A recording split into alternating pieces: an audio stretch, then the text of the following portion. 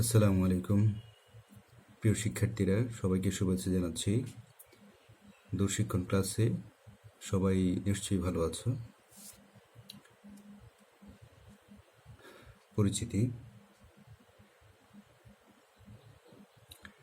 বাংলাদেশ এবং বিশ্ব পরিচয়, নবম দশম শ্রেণী। আজকের পাঠ চতুর্থ অধ্যায়। এই অধ্যায় থেকে আমরা আগে ক্লাসে যে বিষয়গুলো আলোচনা করেছিলাম সেগুলো হলো ভূপ্রকৃতি, জনসংখ্যা এবং জনবসতি নিয়ে আলোচনা করেছিলাম। আজকে আমরা যে বিষয়ে আলোচনা করব সেটা হলো প্রাকৃতিক একটা দুর্যোগ নিয়ে। আমাদের আজকের পাঠ ভূমিকম্প। ভূমিকম্পকে ইংরেজিতে বলা হয় আর্থকুয়েক। শিকনফল: তোমরা এই অধ্যায় থেকে যে বিষয়গুলো শিখবে সেগুলো হলো ভূমিকম্প কি, ভূমিকম্প সম্পর্কে ধারণা লাভ করতে পারবে, ভূমিকম্পের কারণ জানতে পারবে, ভূমিকম্পের ক্ষয়ক্ষতি হ্রাসের পদক্ষেপগুলো সম্পর্কে জানতে পারবে, পৃথিবীর ভূমিকম্প প্রবণ অঞ্চল সম্পর্কে জানতে পারবে, বাংলাদেশে ভূমিকম্প সম্পর্কে ভূমিকম্পের কারণ সম্পর্কে জানতে পারবে, ভূমিকম্পের ঝুঁকি মোকাবেলায় বাংলাদেশের প্রস্তুতি এবং প্রয়োজনীয় পদক্ষেপগুলো জানবে, এবং ভূমিকম্পের প্রস্তুতি এবং ব্যক্তির করণীয় সম্পর্কে জানবে। তোমরা যে ছবিটি দেখছো সেটি হলো ভূমিকম্পের পরবর্তী বিধ্বস্ত শহরে কিছু দালানের ছবি। এখন আমরা যাই ভূমিকম্প। ভূমিকম্প কি? ভূমিকম্প হলো ভূমির কম্পন। ভূ-অভ্যন্তরে যখন একটি শিলা অন্য একটি শিলার উপর উঠে আসে তখন ভূমির কম্পন হয়। পৃথিবীপৃষ্ঠের অংশবিশেষ হঠাৎ অবস্থান পরিবর্তন বা আন্দোলনই ভূমিকম্পন। হঠাৎ যদি ঘরের কোনো জিনিস দুলতে শুরু করে, যেমন দেয়াল ঘড়ি, টাঙানো ছবি বা খাটের কোনো অংশ, যে কোনো আসবাব, বুঝতে হবে ভূমিকম্প হচ্ছে। সহজ কথায় পৃথিবীর কেঁপে ওঠাই ভূমিকম্প।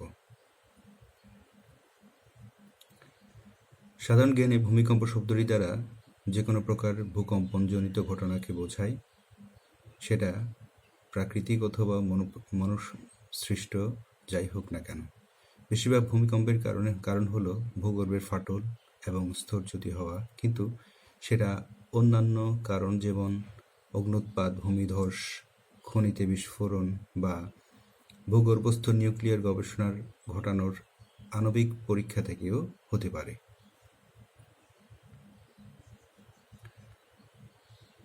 তোমরা যে ছবিটি দেখছো সেটি হলো রিক্টার স্কেলের কম্পাঙ্কের ছবি। যখন ভূমিকম্প হয় তখন এরূপ কম্পাঙ্কের সৃষ্টি হয়। ভূমিকম্প কেন হয়? ভূভ্যন্তরে স্থিত গ্যাস যখন ভূপৃষ্ঠের ফাটল বা আগ্নেয়গিরির মুখ দিয়ে বেরিয়ে আসে তখন সেই গ্যাসের অবস্থানটি ফাঁকা হয়ে পড়ে, আর পৃথিবীর উপরের তলের চাপ ওই ফাঁকা স্থানে দেবে গিয়ে ভারসাম্য বজায় রাখে। তখনই ভূপৃষ্ঠের প্রবল কম্পনে অনুভব হয়, যা ভূমিকম্প নামে পরিচিত। সাধারণত তিনটি প্রধান কারণে ভূমিকম্প হয়ে থাকে। ভূপৃষ্ঠের হঠাৎ পরিবর্তনজনিত কারণ 1 নাম্বার, 2 নাম্বার আগ্নেয়গিরি সংঘটিত হওয়ার কারণে, 3 নাম্বার শিলাচ্যুতি জনিত কারণে। এই 3 কারণে সাধারণত ভূমিকম্প হয়ে থাকে। তোমরা আরেকটা ছবি দেখছো বিধ্বস্ত দালানের, যেটি ভূমিকম্পের পরবর্তী ঘটনার ফলাফল। এখন আমরা যাব ভূমিকম্পের স্থায়িত্বে। ভূমিকম্পের স্থায়িত্ব সাধারণত কয়েক সেকেন্ড হয়ে থাকে, কিন্তু এই কয়েক সেকেন্ডের মধ্যেই হয়ে যেতে পারে ব্যাপক ধ্বংসযজ্ঞ। ভূমিকম্পের মাত্রা অনুযায়ী ব্যাপক প্রাণহানি এবং ক্ষয়ক্ষতি হয়ে থাকে। ভূমিকম্পের মাত্রা নির্ণয়ের জন্য যে যন্ত্র ব্যবহার করা হয় তাকে তোমরা জানো, তার নাম রিক্টার স্কেল। রিক্টার স্কেলে এককের সীমা 1 থেকে 10 পর্যন্ত হয়ে থাকে। এই স্কেলের মাত্রা 5-এর বেশি হওয়া মানেই ভয়াবহ দুর্যোগের আশঙ্কা। ভূমিকম্প 1 ডিগ্রি বৃদ্ধি পেলে এর মাত্রা 10 থেকে 32 গুণ পর্যন্ত বৃদ্ধি পেতে পারে। রিক্টার স্কেলে ভূমিকম্পের মাত্রা 5 থেকে 5.99 হলো মাঝারি, 6 থেকে 6.99 হলো তীব্র, 7 থেকে 7.99 হলো ভয়াবহ, এবং 8 এর উপর হলো অত্যন্ত ভয়াবহ। এখন আমরা যাই ভূমিকম্পের ফলাফল। ভূমিকম্পের ফলাফল তোমাদের বইয়ে বিস্তৃত ব্যাখ্যা এবং বর্ণনা দেওয়া আছে। তোমাদের বইয়ে যে বর্ণনা দেওয়া আছে তোমরা বইয়ের সাথে মিলিয়ে তোমরা আমার বিষয়গুলো দেখবে, আলোচনাটা দেখবে। ভূমিকম্পের ফলে পৃথিবীতে বহু পরিবর্তন এবং ক্ষয়ক্ষতি সাধিত হয়। ভূমিকম্পের প্রত্যক্ষ এবং পরোক্ষ ফল সম্বন্ধে আমরা কিছু নিচে আলোচনা করব এখন। ভূমিকম্পের ফলে ভূত্বকের অসংখ্য ফাটল এবং চ্যুতির সৃষ্টি হয়। কখনো সমুদ্রতলে অনেক স্থান উপরে ভেসে ওঠে, আবার অনেক স্থান সমুদ্রতলে ডুবে যায়। অনেক সময় নদীর গতির পরিবর্তন হয়, আবার অনেক সময় বন্ধ হয়ে যায়, নদীর গতিপথ বন্ধ হয়ে যায়। ভূমিকম্পের ঝাঁকুনিতে পর্বতগাত্র থেকে হঠাৎ বরফখণ্ড হঠাৎ নিচে পতিত হয় এবং পর্বত প্রদেশে ব্যাপক ক্ষতি সাধন হয়, যেটা আমরা ল্যান্ডস্লাইড বলি, ভূমিধস বলি। ভূমিকম্পের ধাক্কায় সমুদ্রের পানি তীর থেকে নিচে নেমে আসে এবং পরক্ষণেই ভীষণ গর্জন সহকারে 15 থেকে 20 মিটার উঁচু ঢেউয়ের সৃষ্টি হয়, যেটা উপকূলে আছড়ে পড়ে। এবং এই জলোচ্ছ্বাসকে আমরা নতুন একটা নাম দিয়েছি, সেটা হচ্ছে সুনামি, যেটা আমরা 2004 দেখেছি ইন্দোনেশিয়া, মালয়েশিয়া, শ্রীলঙ্কাতে যেটা হয়েছে। ভূমিকম্প যখন হয় তখন রেল লাইন, সড়কপথ, পাইপলাইন ভেঙে যায় এবং যাতায়াত ব্যবস্থায় বাধার সৃষ্টি হয়। এছাড়া টেলিফোন লাইন, বিদ্যুৎ লাইন প্রভৃতি ছিঁড়ে যোগাযোগ বিচ্ছিন্ন হয়ে যায় এবং সমুদ্রের তলদেশে প্রবল ভূকম্পন সংঘটিত হয় এবং বড় বাঁধ, কালভার্ট, সেতু প্রভৃতি ক্ষতিগ্রস্ত হয় এবং পরবর্তীতে সুনামির সৃষ্টি হয়। তোমরা যে ছবি দেখছো সেটা হচ্ছে আমাদের সিলেট অঞ্চলের। যখন ভূমিকম্পের তীব্রতা বেড়ে যায় আমাদের সিলেট অঞ্চল ঝুঁকির মধ্যে থাকে, যেহেতু আমাদের আমরা যে বাংলাদেশের যে অবস্থানটা আছে ওই অবস্থানের মধ্যে সিলেটের যে জোনটা আছে এটা হচ্ছে রিস্ক জোন। এখন আমরা যাব ভূমিকম্পের ক্ষয়ক্ষতি হ্রাসে পদক্ষেপ। কি কি পদক্ষেপ নেওয়া যায়? যে কোনো প্রাকৃতিক দুর্যোগে সঠিক পূর্বাভাস এবং ক্ষয়ক্ষতির হার কমানো সাহায্য করে যদি আমরা সচেতন হই। বিশেষ করে দুর্যোগের উৎপত্তি স্থল, সময় এবং স্থায়িত্বকাল এবং তার শক্তিমাত্রা, সম্ভাব্য কবলিত স্থান সম্পর্কে সঠিক পূর্বাভাস গুরুত্বপূর্ণ। আমরা জানি যে সকল প্রাকৃতিক দুর্যোগের পূর্বাভাস দেয়া হয়, কিন্তু ভূমিকম্পের পূর্বাভাস এখনো দেয়া সম্ভব হয়নি। অন্যান্য দুর্যোগের চেয়ে ভূমিকম্পের প্রকৃতি আলাদা। এটি হঠাৎ সংঘটিত হয় এবং এর স্থায়িত্ব কম এবং ভূ অভ্যন্তরী যেটা ঘটে থাকে, ফলে সরাসরি পর্যবেক্ষণের কোনো সুযোগ নেই। তারপরেও কিছু পদক্ষেপ নিলে ভূমিকম্পের এটা অনুমানে সহায়ক হবে বলে অনেকের আশা। অনেকে বলছেন যে যদি মানুষ সচেতন হয় তাহলে জানমালের ব্যাপক ক্ষতি হ্রাস পাবে। এখানে বলছে যদি বাড়ি তৈরির সময় বাড়ি নিরাপদ দূরত্বে তৈরি করা হয়, একটা বাড়ি থেকে আরেকটা বাড়ি একটা গ্যাপ থাকতে হবে, তাহলে অনেক ক্ষেত্রে দুর্যোগ কমে আসবে। তারপরে বাড়ি থেকে বের হওয়ার জন্যে একাধিক পথ রাখতে হবে। বহুতল ভবনে জরুরি সিঁড়ির ব্যবস্থা করতে হবে। যে লাইনগুলো আছে, বিদ্যুৎ লাইন, গ্যাস লাইন, এগুলো যেন ত্রুটিমুক্ত থাকে তার ব্যবস্থা রাখতে হবে। আসবাবপত্র যথাসম্ভব কাঠের আসবাবপত্র ব্যবহার করতে হবে। বাড়িতে হেলমেটের ব্যবস্থা রাখতে হবে। তারপরে ভূমিকম্পের সময় বিদ্যুৎ এবং গ্যাস লাইনের সুইচ বন্ধ করার জন্য পদক্ষেপ নিতে হবে। তাড়াহুড়ো করা যাবে না, খোলা জায়গায় আশ্রয় নিতে হবে। তাহলে এই ব্যবস্থাগুলো যদি করা যায় তাহলে অনেক ক্ষেত্রে ক্ষয়ক্ষতি হ্রাস করা যাবে। তোমরা আরেকটা ছবি দেখছো, 3 নাম্বার ছবি, যেটাও ভূমিকম্পের পরবর্তী ছবি। বিশাল একটা দালান আমরা দেখছি ধসে গিয়েছে। বুয়েটের গবেষকদের প্রস্তুতকৃত ভূকম্পন এলাকাভিত্তিক মানচিত্রে দেখা যায় বাংলাদেশে 43% এলাকা ভূমিকম্পের উচ্চমাত্রার ঝুঁকিতে বা জোন 1, 41% এলাকা মধ্যম অথবা জোন 2 এবং 16% এলাকা নিম্ন ঝুঁকিতে বা জোন 3A রয়েছে, যেখানে 1993 সালের ভূকম্পন মানচিত্রে 26% উচ্চ, 38% মধ্যম এবং 36% নিম্ন ঝুঁকিতে ছিল। নতুন মানচিত্র অনুযায়ী মতভেদে বাংলাদেশের বিভিন্ন এলাকায় এর অবস্থান নিম্নরূপ। পরবর্তী স্লাইডে যাই আমরা। এখানে যে ছবি দেখছো সেটা হচ্ছে রিস্ক জোনের ছবি। আমরা পরবর্তী আলোচনায় যাব। রিস্ক জোন হচ্ছে আমাদের যে উত্তর পূর্বের যে এই বেল্টটা আছে, উত্তর পূর্বের এই বেল্টটা, এখানের যে বেল্টটা আছে, এখান হয়ে লাল যে বেল্টটা চট্টগ্রাম, পার্বত্য চট্টগ্রাম, সিলেট, তারপর রাজশাহীর উপর দিয়ে যে বেল্টটা গিয়েছে টংপুর, এই পুরো বেল্টটাই হচ্ছে কি ভূমিকম্পের রিস্ক জোন। আর তার ভূমিকম্পের যে উৎসটা হচ্ছে উপরটায়, বাংলাদেশের উপরের অংশে, উত্তর অংশে। আমরা এখন রিস্ক জোনে আলোচনায় যাচ্ছি। জোন 1 বলছে পঞ্চগড় থেকে শুরু করে রংপুর, গাইবান্ধা, কুড়িগ্রাম, জামালপুর, শেরপুর, ময়মনসিংহ, নেত্রকোনা, সুনামগঞ্জ, কিশোরগঞ্জ, তারপরে হচ্ছে মৌলভীবাজার, সিলেট, হবিগঞ্জ, ব্রাহ্মণবাড়ির কিছু অংশ, সম্পূর্ণ অংশ, ঠাকুরগাঁও, সিরাজগঞ্জ, টাঙ্গাইল, রাঙ্গামাটি, খাগড়াছড়ি, কক্সবাজারের অংশবিশেষ। যদি আমরা আবার মানচিত্রে যাই তাহলে মানচিত্রটা দেখো তোমরা, যে এই যে অঞ্চলগুলো আলোচনা করেছি সেটা লাল অংশের মধ্যেই সবগুলো পড়ছে। এই পুরো লাল অংশে হচ্ছে বাংলাদেশের ভূমিকম্পের রিস্ক জোন। 2 নম্বরে আছে রাজশাহী, নাটোর, মাগুরা, মেহেরপুর, কুমিল্লা, ব্রাহ্মণবাড়িয়ার কিছু অংশ, ফেনী এবং ঢাকা। আর কম রিস্ক জোনে আছে বরিশাল, পটুয়াখালী, সব দ্বীপ এবং চরসমূহ কম রিস্ক জোনে আছে বাংলাদেশের।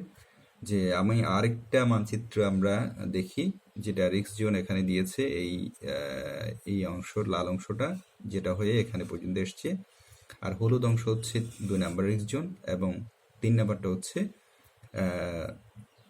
বরিশাল, খুলনা টুলনা নিয়ে, দ্বীপ এবং চর নিয়ে 3 নম্বর রিস্ক জোনটা, যেটার এইটা আশঙ্কাটা অনেক কম, কারণ ভূমিকম্পের উৎপত্তি হচ্ছে উত্তরাংশের উপরে, বাংলাদেশের উপরের অংশে। এখন আমরা যাই বিশ্বে ভূমিকম্প প্রবণ যে অঞ্চলগুলো আছে সেগুলোতে। তোমরা বইয়ে যদি যাও তাহলে 3টা অঞ্চলের কথা বইয়ে বলা আছে। 1 নম্বর হচ্ছে প্রশান্ত মহাসাগরীয় অঞ্চল, 2 নম্বর ভূমধ্যসাগরীয় হিমালয় অংশ, 3 নম্বর মধ্য আটলান্টিক ভারত মহাসাগরীয় শৈলশিরা অংশ। তাহলে আমরা যদি প্রশান্ত মহাসাগরীয় অঞ্চল 1 নম্বরে যাই, সেখানে আছে জাপান, ফিলিপাইন, চিলি সহ বেশ কয়েকটি এলাকা যেখানে ভূমিকম্প প্রবণ এলাকা হিসেবে চিহ্নিত, প্রশান্ত মহাসাগরীয় যে এলাকাটা আছে। ভূমধ্যসাগরীয় অঞ্চলের যে এলাকাটা আছে সেটা হচ্ছে ভূমধ্যসাগরের উত্তর তীর হয়ে ককেশাস, ইরান, হিমালয়, ইন্দোচীন, পূর্ব ভারতের দ্বীপপুঞ্জ এবং নিউজিল্যান্ড পর্যন্ত 2 নম্বরটা বিস্তৃত। 3 নম্বরটা মধ্য আটলান্টিক ভারত মহাসাগরীয় শৈলশিরা অংশ, সেটা হচ্ছে এই বলয়টা উত্তর দক্ষিণ বরাবর আটলান্টিক এবং ভারত মহাসাগরীয় শৈলশিরা একত্রিত হয়ে আফ্রিকার লোহিত সাগর বরাবর ভূমধ্যসাগরীয় অংশে মিশে গেছে। তাহলে আমরা 3টা অংশ পেয়েছি বিশ্বের ভূমিকম্প প্রবণ যে অঞ্চলগুলো আছে। এগুলো তোমরা বই দেখবা, বই একটা মানচিত্র দিয়ে আছে, আমি মানচিত্র এখানেই দিয়েছি একটা। এখানে দেখো যে অংশটা আছে সেগুলো হচ্ছে কিছু ছোট ছোট ব্ল্যাক ডট আছে, ডট যখন যেখানে খুব বেশি একত্রিত হয়েছে, কালো অংশ ধারণ করেছে ব্ল্যাক ডটগুলো, সেখানেই হচ্ছে রিস্ক জোন। আর ব্ল্যাক ডট কিছু অন্য এলাকায় আছে, বিভিন্ন এলাকায় ছোট ছোট ছড়িয়ে আছে ব্ল্যাক ডটগুলো, ওখানে রিস্ক জোনটা কম, ভূমিকম্পের মাত্রাটা কম। আর এই ব্ল্যাক ডট যেখানে একত্রিত হয়েছে সেখানে রিস্ক জোনটা, ভূমিকম্পের তীব্রতা অনেক বেশি। তোমরা আরেকটা মানচিত্র দেখো, যেখানে ভূমিকম্পের রিস্ক জোন হচ্ছে লাল অংশটা, তারপরে হচ্ছে আস্তে আস্তে হলুদ, তারপর হচ্ছে হালকা হলুদ, তারপর হচ্ছে যে সবুজ, এরপর হচ্ছে নীল, এরপরে সাদা অংশ, এবং সাদা অংশে তেমন তীব্রতা নেই। লাল অংশে সবচেয়ে বেশি তীব্র, ভূমিকম্পের মাত্রাটা তীব্র হয়। বাংলাদেশে ভূমিকম্পের কারণসমূহ: ভৌগোলিকগত কারণে বাংলাদেশ ইন্ডিয়ান এবং ইউরোপিয়ান প্লেটের সীমানায় অবস্থিত। তোমরা জানো যে ভূমিকম্প যে সৃষ্টি হয় সেটা হচ্ছে কিছু মহাদেশীয় প্লেট আছে, টেকটনিক প্লেট বলে। এই টেকটনিক প্লেট যখন নড়াচড়া হয় তখনই ভূমিকম্পের সৃষ্টি হয়। এখানে বলছি বিশেষজ্ঞদের মতে বাংলাদেশ পৃথিবীর অন্যতম ভূকম্পন বলয়ে অবস্থিত। বাংলাদেশের ভূকম্পন হয়ে থাকে টেকটনিক প্লেটের সংঘর্ষের কারণে। যে টেকটনিক প্লেটগুলো আছে এই প্লেটের সংঘর্ষের কারণে ভূমিকম্প হয়ে থাকে। ভূস্তরের ভূমিকম্প প্রায় ইন্ডিয়ান প্লেট এবং মিয়ানমার সাব প্লেটের মাঝখানে বাংলাদেশের অবস্থান। দুটো প্লেটের মাঝখানে বাংলাদেশের অবস্থান। ভূতাত্ত্বিকদের মতে বাংলাদেশের অভ্যন্তরে এর পার্শ্ববর্তী, বিশেষ করে উত্তর এবং পূর্ব দিকের ভূকম্পন হওয়ার মতো যথেষ্ট ফল্ট বা চ্যুতি বিরাজ করে। এই ফল্ট বা চ্যুতি আসামের ডাউকি ডেঞ্জার চ্যুতির সাথে সংযুক্ত হয়। এই চ্যুতির ফল্ট বা লাইন রয়েছে বাংলাদেশের সিলেট জেলায়। তাহলে আমরা রিস্ক জোন আগেই যেটা আলোচনা করেছিলাম সেটাই এখন দেখছি, যে রিস্ক জোন যেটা আছে সেটা হচ্ছে সিলেট জেলা। এখানে তিনটি বলয় ভাগ করেছে। প্রথম বলয়টি হচ্ছে প্রলয়ঙ্করী, দ্বিতীয় বলয়টি হচ্ছে বিপজ্জনক এবং তৃতীয়টি হচ্ছে লঘু বলয়। যে আমরা যে সিলেট অংশ হচ্ছে প্রলয়ঙ্করী বলয়, তারপরের অংশ হচ্ছে লঘু বলয়, এবং প্রথম অংশ হচ্ছে প্রলয়ঙ্করী বলয়, দ্বিতীয় অংশ হচ্ছে বিপজ্জনক এবং পরের অংশ হচ্ছে লঘু বলয়। তোমরা যে ছবিটা দেখছো এখন সেটা হচ্ছে ভূমিকম্পের উৎপত্তি স্থল। পৃথিবীর ভূগর্ভস্থ ভূমিকম্পের উৎপত্তি হয়ে এটা আস্তে আস্তে স্প্রেড করে। ভূমিকম্পের উৎপত্তি হচ্ছে পৃথিবীর মধ্যখানে, ভূগর্ভস্থ এখানে স্প্রেড হয়ে এটা আস্তে আস্তে ফ্লারিশ করে। এটা আস্তে আস্তে ভূকম্পনটা বাড়তে থাকে। এখন আমরা যাই ভূমিকম্পের ঝুঁকি মোকাবেলায় বাংলাদেশের প্রস্তুতি এবং প্রয়োজনীয় পদক্ষেপ। তোমরা যদি বইয়ে যাও তাহলে এখানে বইয়ে যেটা দেওয়া আছে, বাংলাদেশ বড় ভূমিকম্প বিপর্যয় মোকাবেলার জন্য ন্যূনতম প্রস্তুতি নেই। নাজুক অবস্থা, উদ্ধার তৎপরতার কারণে মাঝারি মাত্রার ভূমিকম্পেই ঢাকায় মারাত্মক বিপর্যয় নেমে আসতে পারে। শুধু ঢাকা না, বাংলাদেশের যে কোনো অঞ্চলে মারাত্মক বিপর্যয় নেমে আসতে পারে। অসহায়ভাবে মৃত্যুর শিকার হতে পারে লাখ লাখ মানুষ।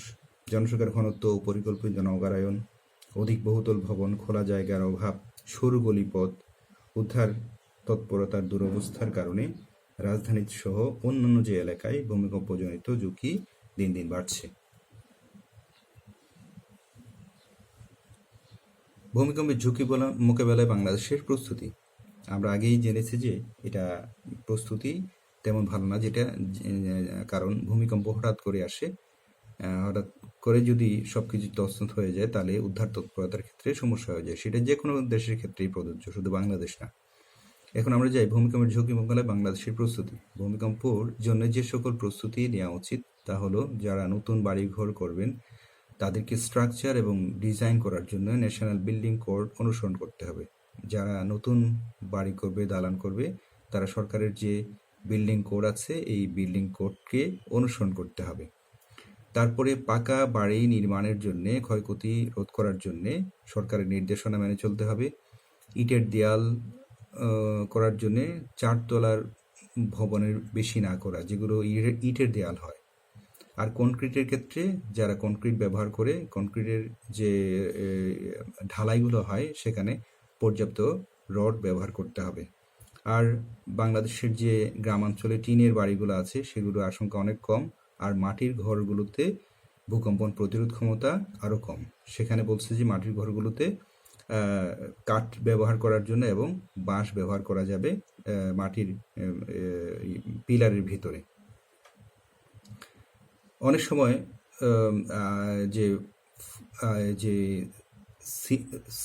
অনেক সময় দেখা যায় যে ফ্লোরে এবং দেয়ালের মধ্যে প্রবল প্রতিরোধ করার জন্য সিমেন্টের আস্তরণ ইউজ করা হয়। এগুলো যেন যথাযথভাবে হয়, এবং ভবনের নিচতলা পুরোটা খোলা রাখার কথা বলছে, এবং সেমিপাকা ঘরগুলো যে সেফটি জোনে যেন থাকে সেটা নিরাপদ করার জন্যে টানার কথা বলছে। ঘরগুলো যেন চারপাশে টানা বা বেঁধে রাখার জন্যে প্রতিরোধ ক্ষমতা বৃদ্ধি করা যায়, এসব কথা তোমাদের বইয়ে বলা আছে। ভূমিকম্প প্রস্তুতির জন্যে একজন ব্যক্তির করণীয় হচ্ছে ব্যক্তি সচেতন থাকতে হবে। ব্যক্তি ব্যাটারি চার্জিত রেডিও বা টর্চ লাইট রাখতে পারে, প্রাথমিক সরঞ্জাম রাখবে, চিকিৎসা সরঞ্জাম, বাড়িতে গ্যাস, পানি, বিদ্যুতের লাইন, সুইচ কোথায় আছে তা জেনে নিবে এবং কীভাবে বন্ধ করতে হবে তা শিখে নিবে। তারপর হচ্ছে বাড়ির সবচেয়ে সুরক্ষিত স্থানটি সে চিহ্নিত করবে, তারপর হাসপাতাল, ফায়ার ব্রিগেড এর ফোন নাম্বার রাখতে হবে। স্কুলের বাচ্চাদের সচেতন থাকতে হবে, ভূমিকম্পের সময় কী করতে হবে তা শিখিয়ে দিতে হবে। খোলা মাঠে থাকাকালীন বা দালান কোঠা থেকে দূরে থাকতে হবে। এখন আমরা যাই ভূমিকম্প চলাকালীন সময় জনসাধারণের করণীয়। নিজেকে স্থির বা শান্ত রাখতে হবে। একতলায় দালান হলে দৌড়ে বাইরে বা মাঠে বেরিয়ে যেতে হবে। লোভে পড়ে বাসায় অবস্থান করা যাবে না, বা বাড়ির বাইরে থাকলে বাসায় প্রবেশ করা যাবে না বাইরে থেকে। বহুতল ভবনের ভিতরে থাকলে সেখানে নিরাপদ আশ্রয় নিতে হবে, জানলা থেকে দূরে থাকতে হবে, খাটের নিচে আশ্রয় নিতে হবে। প্রয়োজনে বিল্ডিংয়ের যে পিলারগুলো আছে, কলামগুলো আছে, কলামের নিচে আশ্রয় নিতে হবে। এছাড়াও আছে দালান, বড় গাছ, বিদ্যুৎ লাইন, গ্যাস লাইন থেকে দূরে থাকতে হবে যদি ব্যক্তি বাইরে থাকে। উঁচু দালান এবং জানলার ছাদ উঁচু দালান যদি থাকে বা কম উঁচু দালান যদি থাকে, বাইরে লাফ দেওয়া যাবে না বা লাফ দেওয়ার চেষ্টা করা যাবে না। আর রাস্তায় যদি গাড়িতে থাকে তাহলে যে গাড়ির ইঞ্জিন বন্ধ রাখতে হবে। এখন আমরা যাই ভূমিকম্পের পর একজন সচেতন ব্যক্তির করণীয়। ভূমিকম্প চলে গেছে, ভূমিকম্প যখন শেষ হয়ে যায় তখন ব্যক্তি কী করবে যদি সে সুস্থ থাকে? তাহলে বলছে এখানে নিজেদের বা অন্যদের আঘাত পরীক্ষা করার জন্য প্রাথমিক চিকিৎসা নেওয়া যেতে পারে। তারপর হচ্ছে পানি, গ্যাস, বিদ্যুৎ লাইন পরীক্ষা করা, ঘরের জানলা দরজা খুলে দেয়া, রেডিও, টেলিভিশন বা অন্যান্য গণমাধ্যম খোলা রাখা, যাতে দুর্যোগ মোকাবেলার জন্য কেন্দ্রীয়ভাবে প্রচারিত নির্দেশনা শোনা যায়। খালি পায়ে চলাফেরা না করা, লুটতরাজ থেকে সাবধানতায় থাকা এবং অভিজ্ঞ লোকদের পরামর্শ নেওয়া বা পরামর্শ মেনে চলা। এই হলো আমাদের আজকের আলোচ্য বিষয়। সারসংক্ষেপে যদি যাই তাহলে আমরা বলতে পারবো যে ভূমিকম্প হচ্ছে প্রাকৃতিক দুর্যোগগুলোর মধ্যে অন্যতম।